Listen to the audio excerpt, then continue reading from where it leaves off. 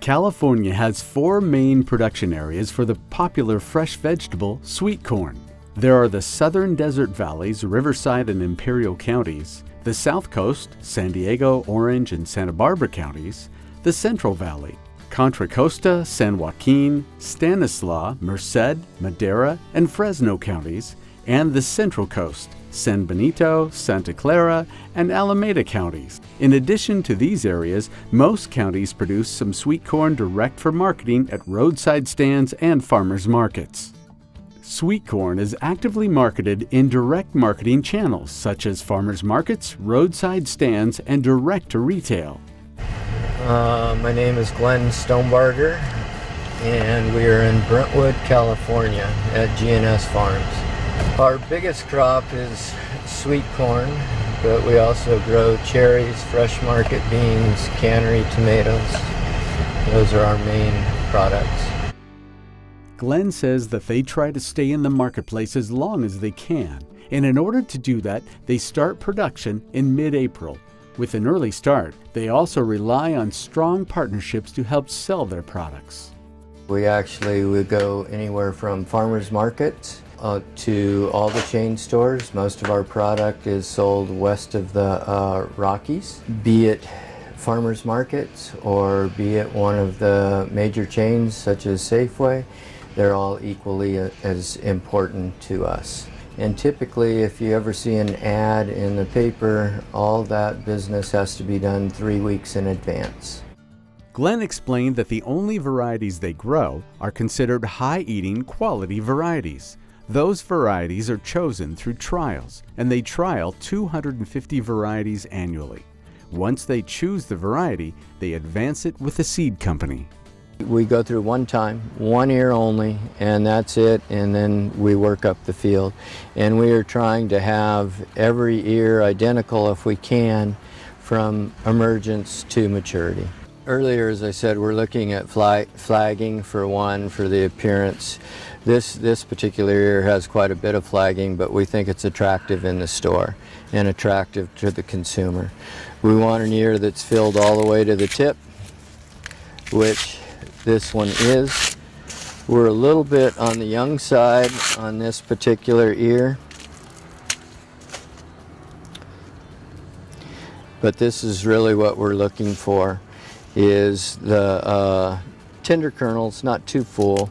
Like I said, this particular ear could have another day on it and it would be at optimum. To establish a crop, they first get their beds ready in the fall before the winter rains. They plant the seeds around February 1st. He explained that with the equipment they have now, they are able to plant with wet conditions. When we go in the fall to prepare the ground, we go in and rip the soil to break up any compaction there is. Then we typically follow with a disc, and after the disc we come in and lamb plane, and then we make our beds, and then we use an incorporator to get even a finer seed bed. What we're trying to do now, and we're always trying to be on the cutting edge, we're looking at equipment now where we have less tillage. We can go in with one piece of equipment and it will go in and rip the soil to only 10 to 12 inches, and we're hoping with this piece of equipment it's making a fine seed bed in 1 to 2 passes. After we've gone through with we're trying it now, it's called an eliminator. Following the eliminator, we go in with a rip lister, because we've only ripped, as I said earlier, that 10 to 12 inches, and we don't think that that's quite enough. It's close for sweet corn, but we also grow cannery tomatoes, and we think we need to be deeper. And we're hoping that that eliminates some of our passes through the field, where we're going through the field now, say 11 to 12 times. We're hoping to get it down to 4 or 5. This tillage preparation is typically done in the fall, following the preceding crop. A great deal of careful attention to detail goes into the planting of sweet corn to achieve high yields, quality, as well as uniformity of maturity and harvest timing. This is what we call a precision planting. That's what it is, and it works with a air vacuum which is that part of the machine right there. And what it does, when the planter starts turning, it picks up the seed, and it gets to a certain point, and we just drop the seed one at a time. Seed from the seed hopper first falls into the seed metering unit, where a suction vacuum holds one seed per each hole before it is released down the seed chute into the soil at a precision distance between seeds and depth. The corn emerges from the soil typically in 4 to 5 or more days depending on temperatures. Years ago we were trying to plant approximately on a 33-inch bed and going 12 inches apart, trying to average 1.5 ears per plant. We have found that the first ear and the second ear are always not the same size, so we have closed down our spacing, and we're trying to get now 1 ear and 1 ear only, and that's more uniformity and better quality. Ear size is still good, flagging is still good, so the appearance in the store is good. But so now we are down to about 6.5 to 6 7/8 spacing on a 33-inch bed. We start off with a 33-inch bed early in the season, and then later in the season we switch to a double row 66. The reason why we don't use the double row 66 early is because on the north side of the bed and the south side of the bed you have different temperatures in the bed, and so the germination is different, and the ultimate product, the timing comes off differently. Sweet corn farmers start an early season cultivation for weed control. A great deal of setup adjustment is required for this operation to prepare the mechanical cultivator toolbar implement for weed cultivation close to the corn seedlings. Today, surface drip is usually used for sweet corn irrigation. Everything that we have is on drip. 10 years ago in Brentwood there was hardly any drip, and now we've changed over and we have no furrow irrigated crops. Everything we use is drip. We use some different styles of drip.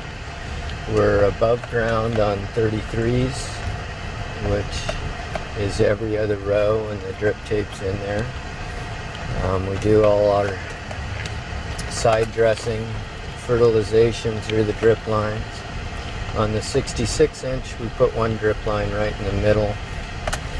And instead of being on the 66-inch bed, instead of being 33 inches apart, as we are on the 33-inch beds, we shrink it into 25 for better penetration of the water from the drip. Marketing ahead of harvesting sweet corn is a critical part of the production cycle or process, and involves the establishment of long-term relationships of trust with various buyers, plus very timely advertising just prior to harvesting. We do all of our own marketing. We don't essentially use any brokers. We do it ourselves. Well, we do everything from farmers markets, who we go to ourselves. We go to quite a few of those, and then we also do a lot of business with most of the major chains. Harvesting sweet corn is a labor-intensive operation that involves careful, close scheduling and coordination of harvest crews, equipment, cooling facilities, and transportation. So typically we're harvesting for a couple-month period. We're going 24 hours. It is key to harvest corn when it is cool in the hot summer months. The best time to harvest begins at 7 o'clock at night and finishes at 3 in the morning when the corn is at its coolest.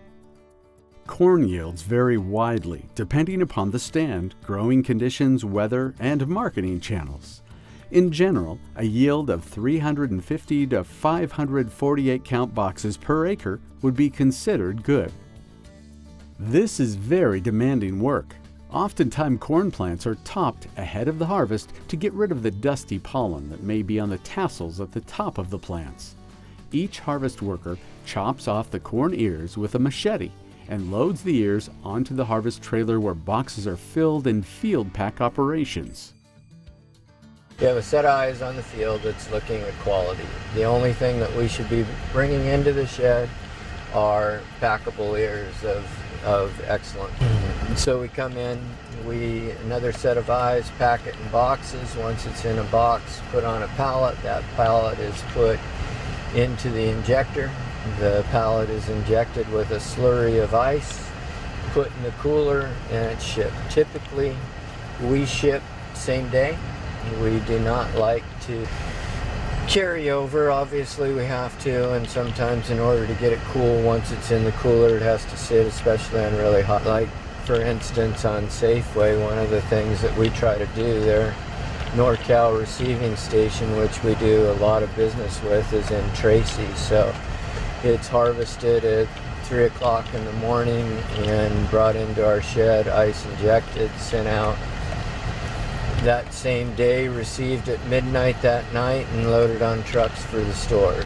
While practical experience crop production training programs are prominent at each of our 4 California universities, a school with a particularly well-known tradition is Fresno State, home of the Red Wave Bulldogs.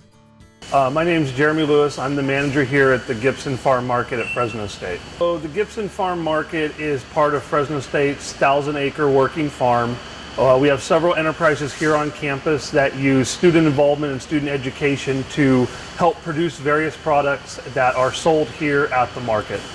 So the Fresno State sweet corn started back in the 80s. It was again part of the 1,000-acre working farm. It was a student project that was developed with the education of the students. The corn is a very sweet variety. It began to take off with the community and has now become a community and family tradition here in Fresno. We have folks that line up on day one as early as 3:30 in the morning to get the sweet corn. And it's just, again, a family tradition, and it's a part of the community where we get everyone to come out and support Fresno State and the students. The farm market here is all staffed by students. So it's very much a hands-on learning experience for all the students here on campus in the Jordan College of Ag. Like all agriculture products, the economics of sweet corn can vary, and there is no guarantee.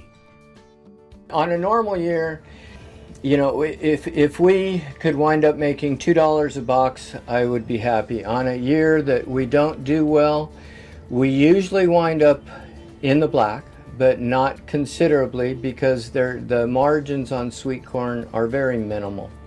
The $2, I would be extremely happy, and that would mean that we are making approximately 10% on our investment. I'll go back again to our investment, where we have $11.50 entirety in the product before it gets shipped. So anything that we sell below that, we would be in the red.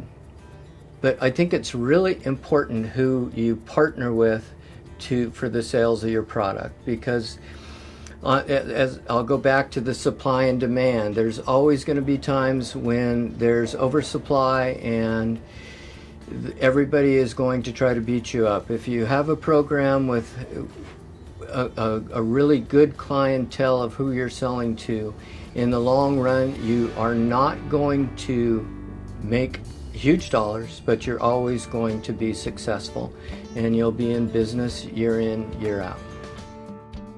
This video is dedicated to Dr. Mahlon Hile, Professor Emeritus at Fresno State, who started the Sweet Corn Enterprise Management Program back in the 1980s, and who has had a remarkable impact on thousands of Fresno State students over the years.